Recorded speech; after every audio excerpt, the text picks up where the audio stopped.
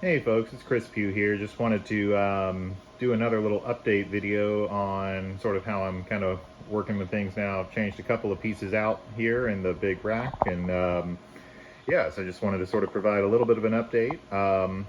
So as far as inputs and busing structure and things like that, that's all pretty much going the same way in the as far as the console is concerned. If you want to take a look at how I've been doing some of that stuff, I think I've got some other videos up on a few of that, but really just kind of wanted to go over a couple of changes here.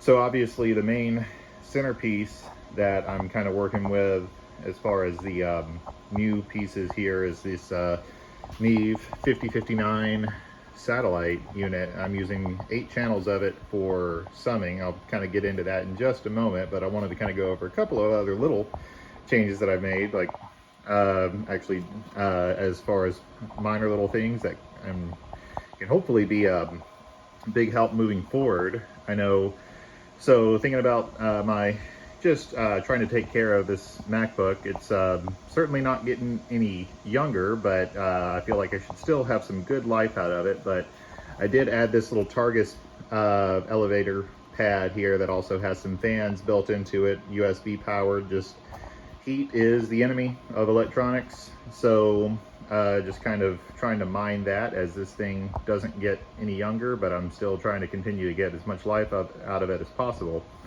And in that same vein, I'm actually going to walk over here to the back of the rack, and I've had this set of cooling fans in here, but I went ahead and added another set of 3 down lower. Kind of the same principle. Heat is not the friend of any of these nicer electronic pieces, and just really trying to mind that moving forward as I try to really keep all this stuff in as good a condition as I can.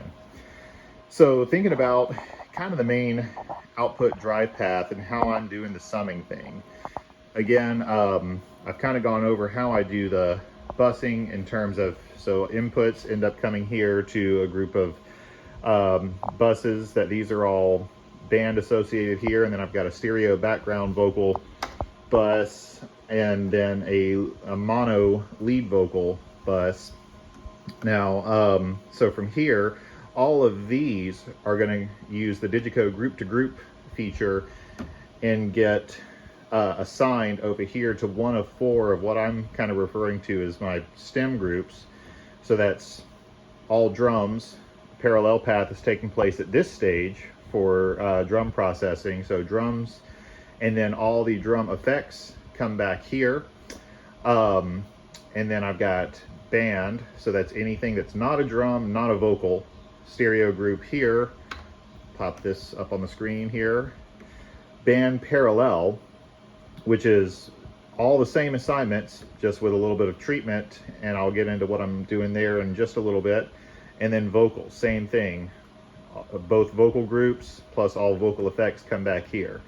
By doing those, by keeping the dry sources assigned here and then bringing the effects back at this stage and not over here, what that lets me do is make sure that I can keep everything in time via some group alignment procedure.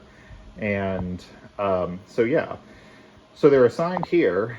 So if I was going to do this in the box, my next stage would basically be like to take all of these and then assign them to the left, right. But I'm not doing that. I do have faders here. I do have faders up, and that is just for the purpose of me being able to see metering right here. But what's happening is that these are going nowhere in terms of the actual console assignment paths. However, on every single one of these, I do have a waves rack associated. There's a software piece that allows me to do a little bit of treatment to that. And then the most important part of what's happening is right here with the external insert function. So what I'm doing is I'm taking it out of there. And so this is the drum sum path. So this rack is associated with this group here, which is my final drum stem group. So that's where all the drum things, all the dry sources happen, and then the effects all come back right here. processed in this rack, just a very little minor thing happening, and then that is getting sent out to the first pair of inputs on the 5059.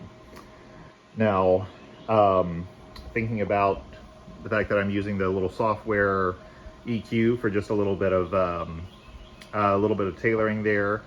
One of the feature sets available on this summing mixer is that you actually do have inserts built into each input, and then inserts and panning and things like that. So if I ever wanted to, I could actually utilize hardware for that portion of the stage. But as of right now, I don't really have any more room than what I'm already kind of doing in terms of input processing and some effects things. Don't really have any more room in the rack unless I want to try to, you know, carve and hodgepodge and do a little bit, which may be something I get into later on down the road, just sort of depending on, you know, how much of a deep dive I want to go. If I want to sort of take this away from software and then go into the hardware side. But for the time being, I'm just doing the little bit of tailoring with software instances, and then everything gets spit out. So the way I'm able to see metering, however, is I'm actually using the insert send out of each one of these, and I shoot it back into an input on converter. Now, because of the fact that I'm actually doing the summing thing, which I'll get to in a second, when I'm seeing metering, all I'm seeing is basically just the straight throughput of this. So that basically lets me affirm that I'm getting proper levels from left, right. Right now, I basically have these things kind of manually matched. It certainly does look like they are all sitting at about unity as far as these are the output, or these are the faders per se, per every stem path, and they are looking, you know, appearing like they are at unity. It did take just a little bit of very, very minute tuning, and I do that by running some tone through everything in order to actually to verify that those are all hitting, so that way any of the panning that I have going on upstream I know is translating correctly. So I have all of these, and right now I'm just using one of the available stereo buses with some silk red texture and saturation happening there, just a little bit going on, because I'm actually doing further saturation down the line. Master bus output at unity on the summing mixer, and then from that stage I'm actually going into the line input on the creamliner, out of the creamliner into a pair of inputs on the converter that I'm using as part of this external insert feature. And or I'm sorry, I'm just using just a pair of inputs, and then I have them patched over to another set of just straight waves inputs. And then from there, I'm actually, so this is my master fader here. So since these aren't assigned, what's happening is that I'm actually using the merge input function on the Digico platform. So what that allows me to do is basically say, okay, I can assign things to the left, right, but they're not going to be getting this treatment unless they've actually gone through this whole process that I just described. And just to clarify a little bit, I know I was talking about the drum path, but with that, since I have 4 stereo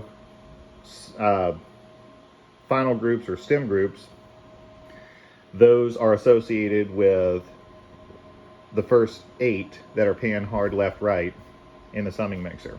So that's the overall. Out of the summing mixer, into the creamliner, out of the creamliner, into a pair of inputs on the converter, and then those inputs get patched in here via a waves path that I have just physically soft patch in the Super Rec ecosystem. And then that is then, you know, it's just a master fader at that point. It can drive matrix outs and do all the normal drive paths of any given you know, matrix or console drive path for drive lines into a PA. So that's kind of what's going on. One of the things this enables me to do is really kind of, you know, I'm able to actually utilize this analog gear and drive it harder than I had been in the past, which I actually do kind of like, especially on the the cream liner. I'm not using the transformers on it. They definitely have a thing. They're kind of cool, but not for the kind of stuff that I'm doing right now. And so I'm just using the solid state output, but I am using the tube drive on the input stage. And let's see, I'm using it in, let's see,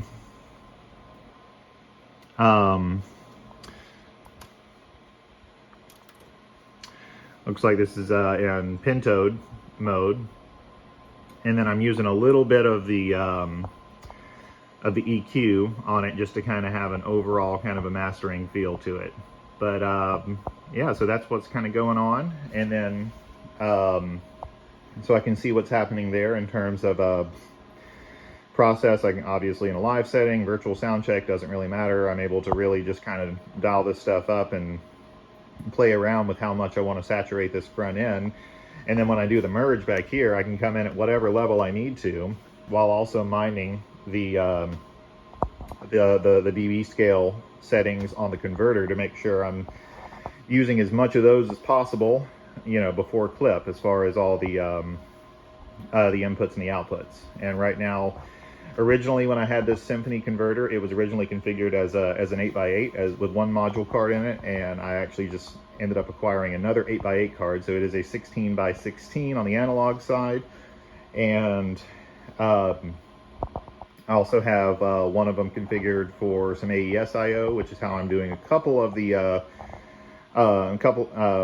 mainly just this this effect, and then I'm using some of the other AES I/O for some other drive paths to and from on the actual console AES ports. But yeah, so that's kind of what's going on, sort of an update on how I'm using some of that stuff. And yeah, got any questions, just let me know in the comments, or you know, however you'd like to know, because I know I sort of went over this stuff pretty quick, but there was kind of with an assumption that I've actually, that, you know, maybe someone has watched some of my other stuff on actual input structure. But that's kind of what's going on the Digico SD9 rig, as far as drive paths and how I'm using and incorporating some Neve analog summing into that.